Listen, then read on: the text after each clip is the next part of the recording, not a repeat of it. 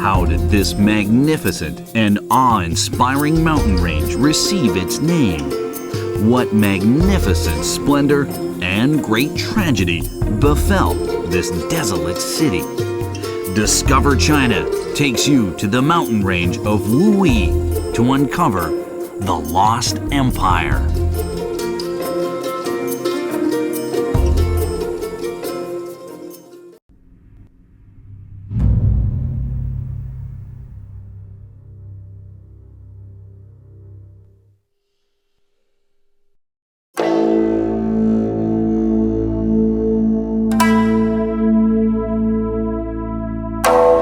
The Wuyi Mountains, situated in the northeast of Fujian Province, have been praised as being the finest scenery in southeast China.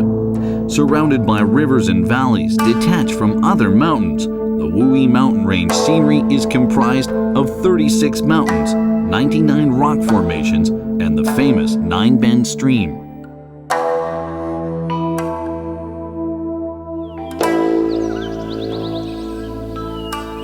China has countless famous mountains.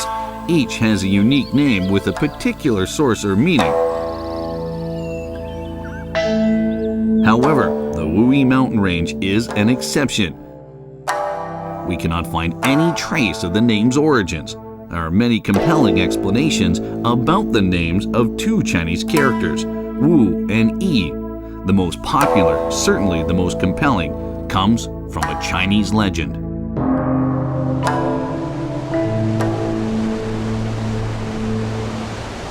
It is said that the ancient Wuyi mountain range was a land of swelling rivers and a haven for wild animals.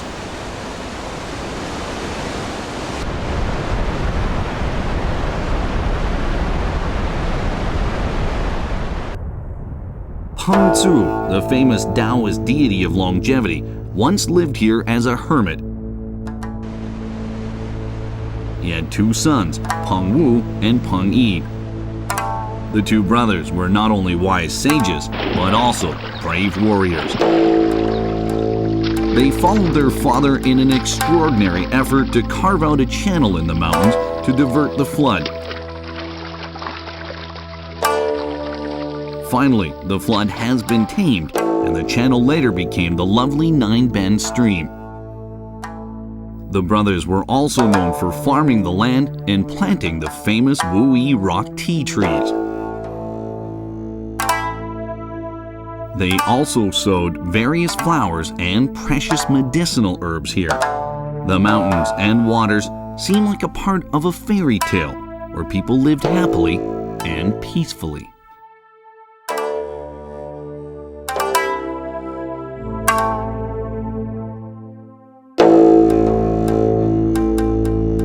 It is said that to show their appreciation and to commemorate the Peng brothers, people named the mountain after them, using their given names, Wu and Yi.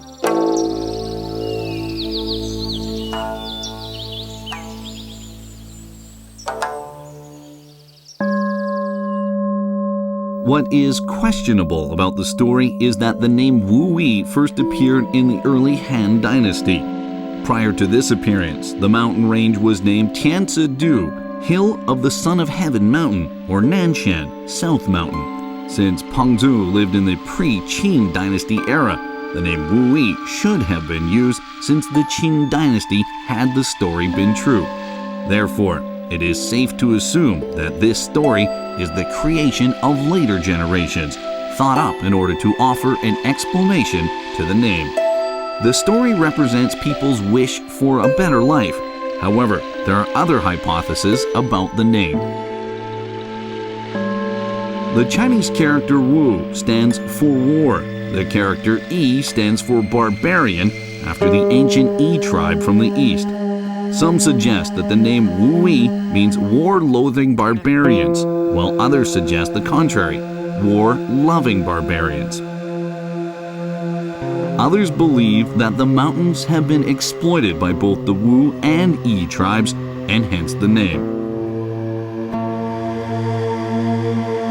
All of these hypotheses are sound and reasonable, but they all draw on orthodox Han Dynasty culture and traditions, and are based on man-made nomenclature.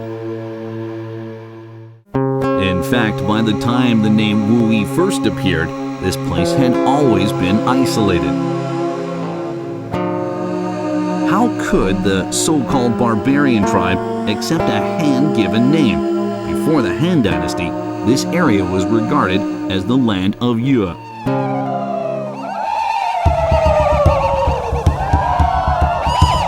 The Yue people were once identified by the derogatory word Mun. Mun meaning brute in Chinese, while E stands for barbarian. This explanation to the name was not convincing either.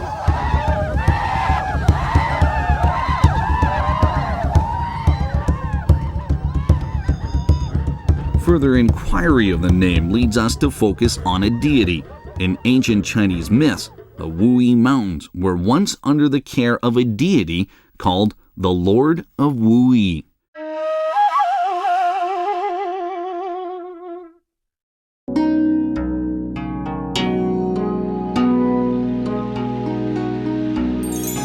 While most deities in Chinese mythology have specific origins that are widely accepted, this Lord of Wui provoked many arguments.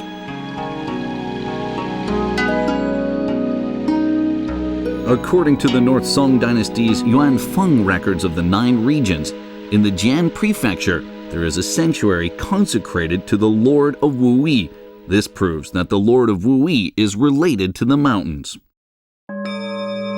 Guye Wang once called the Wui Mountains the residence of an earthly god.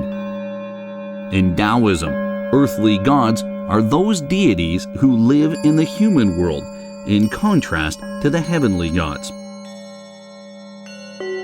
Now that the Lord of Wui is supposedly also an earthly god, who is he after all?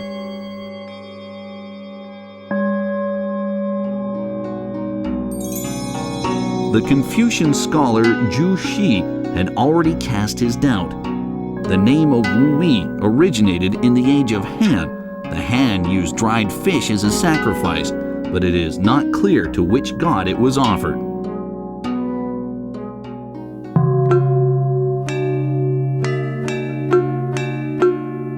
Zhu Xi, a learned scholar, was puzzled by who the Lord of Wui was. Why was this Lord of Wui so mysterious? To answer this question, we still need to unravel a history long lost in obscurity.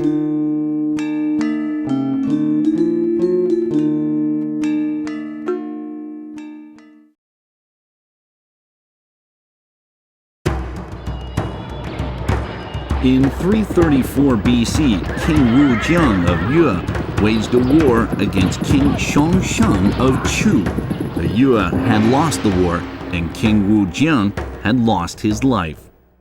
Chased by the armies of Chu, King Wu Jiang's descendants and subjects were forced to flee to the South Mountains, which are now known as the Wui Mountains. There is a gap in the historical records of that century following the Yue people's flight to the South Mountains in 334 BC. It is presumable that during this period, the Yue people, locked up in the massive mountains of South Min, formed another tribe, the Minyue people.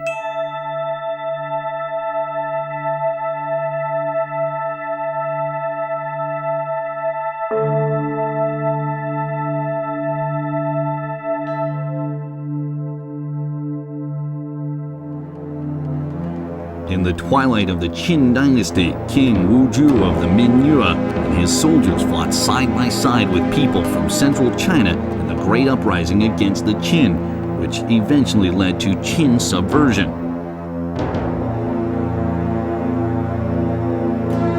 Then Wuju joined Liu Beng, later the founder of the Han dynasty, against Xiongnu, the lord of Chu.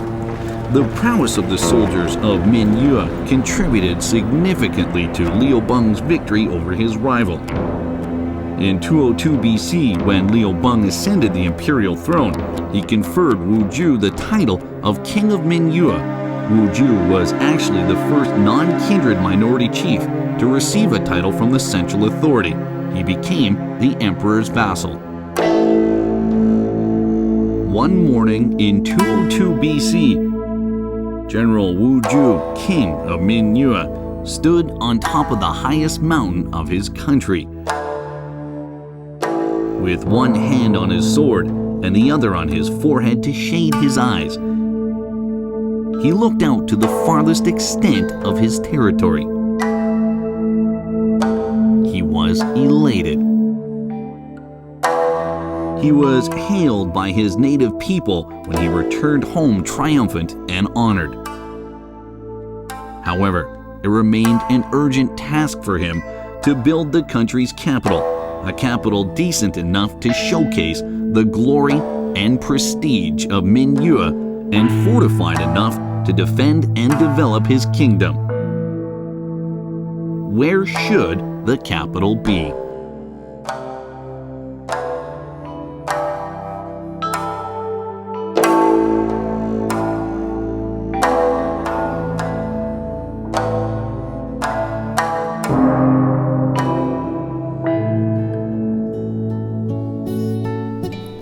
This is the site of Minyue's capital. It was excavated in the 1950s. Located in Chengcun, Xintian Town, south of Wuyishan City, it is linked by a river to the Wuyi Mountain Park. Here rests the glory of a lost dynasty.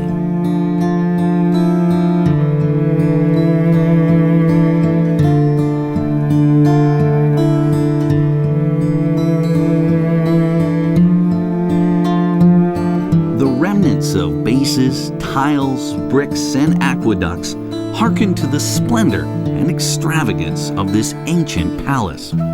Its size is about 2/3 of the Forbidden City. Vast amounts of cultural relics have been unearthed from the site, which indicates the advanced productivity and capabilities of this ancient civilization.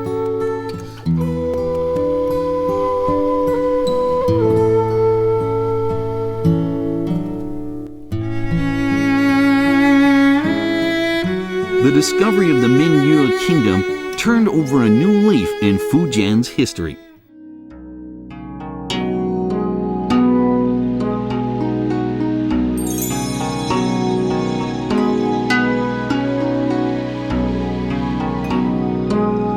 The main palace hall was situated in the center, sitting atop a high platform. The base of the hall was raised above ground by many short pillars to allow airflow, reduce humidity, and ward off pests and snakes. This south-facing hall was rectangular in shape and 930 square meters large. Built on the axis of the palace, the main hall was closed but spacious.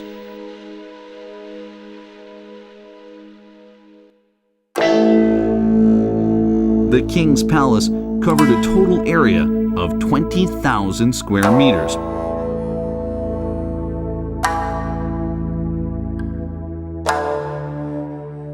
A variety of architectural structures were scattered at different locations following the changes in landscape. The city walls, built with rammed earth, followed the mountain terrain. A watchtower was built on the northwest ridge. The mountains to the north of the city formed a natural barrier, defending the palace grounds against intruders.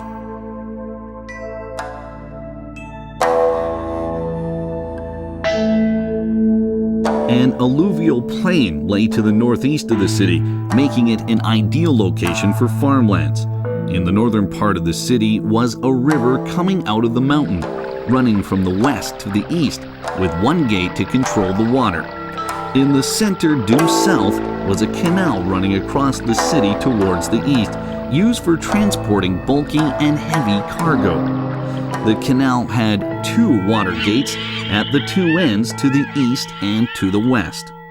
The 2 waterways flowed through the capital and joined the main stream of the Chongyang Creek. The capital had 4 gates, each facing east, south, west, and north in direction. The covered area was 480,000 square meters. This capital of the Minyue Kingdom, for all its antiquity, magnitude, and magnificence, is rare, if not unique, to the southern parts of China. Therefore, it is regarded as the #1 ancient city of southern China.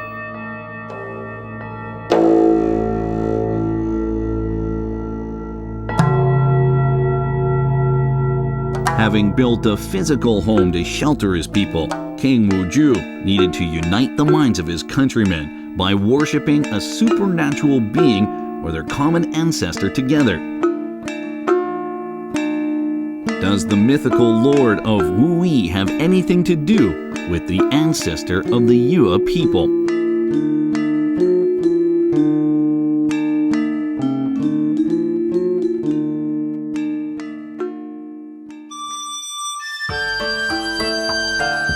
Today, the city of Shaoxing used to be the home of the Yue people.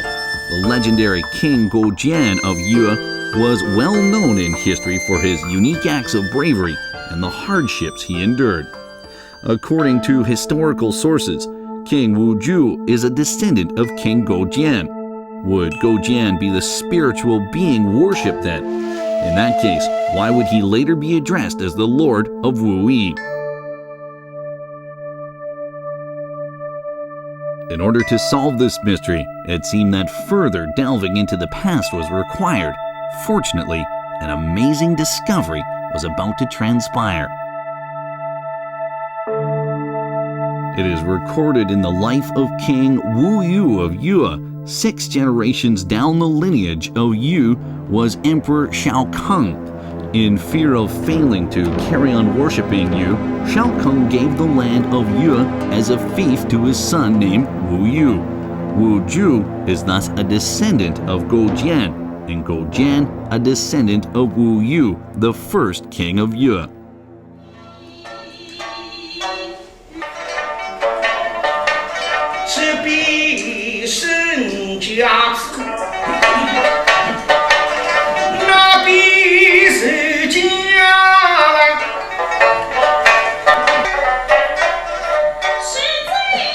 In the dialect of Shaoxing, Wu Yu is pronounced as Wu Yi, almost the same as Wu Yi. Wu Yu, Wu Yi, Wu Yi. Is this a mere coincidence?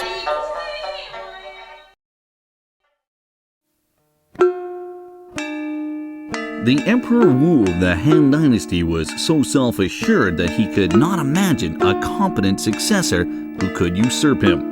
During his later years, he made every attempt to pursue longevity so that he could keep his imperial majesty forever. Who could help him with such fantasies? At that time, he naturally turned to the sorcerers and wizards.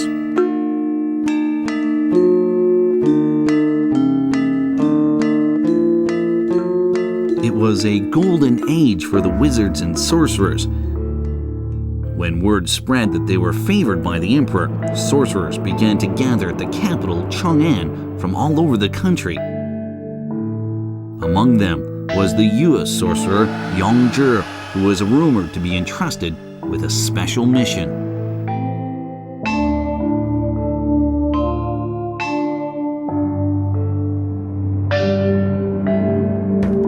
On one hand, the Yue people created the god of Wu Yu. On the other, Emperor Wu was interested in witchcraft. So Yongzhi, the Yue sorcerer, formed a bridge between the Lord of Wu Yu and Emperor Wu of the Han Dynasty.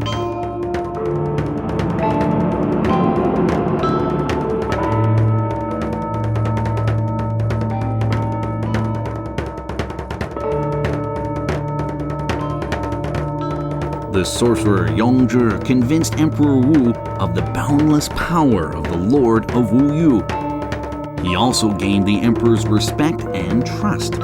In a later declaration to the entire kingdom, Emperor Wu consecrated 10 major deities, among which the Lord of Wu Yu ranked as the 5th.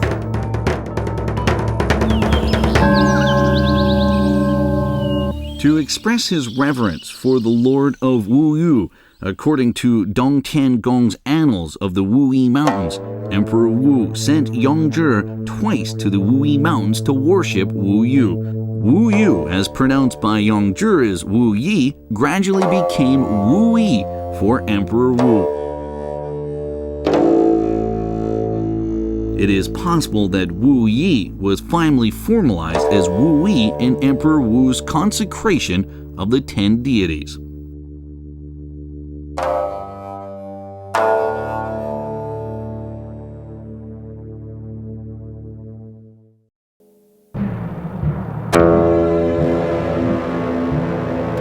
King Yushan of East Yue, a descendant of King Wuju, rebelled against the Han Emperor by usurping the imperial prerogatives of the Jade Seal and the imperial title. To eradicate future trouble, Emperor Wu ordered the kingdom of Minyue to be moved to the inner land of Jianhuai. In 110 BC, the city and palace of Minyue were completely wiped out by Emperor Wu's armies, like the Romans did to Carthage.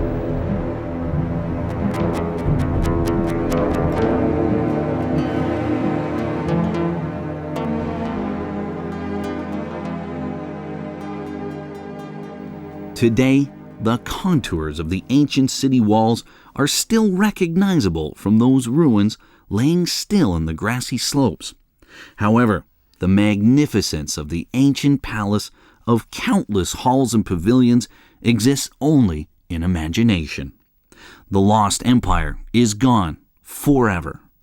Nothing but the name of Wu Yi has been passed down to this day.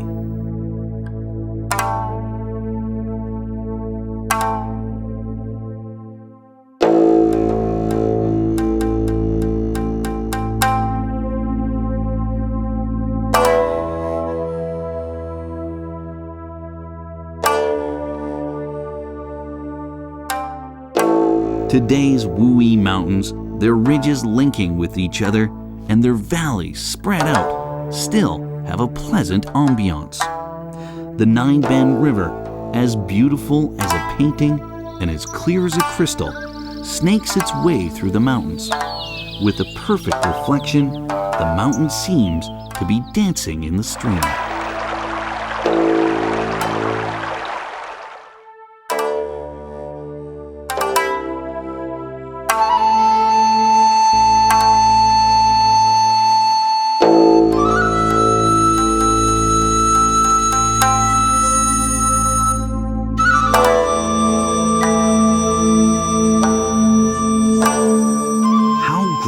Are those mountains, so massive and majestic, still and yet soaring.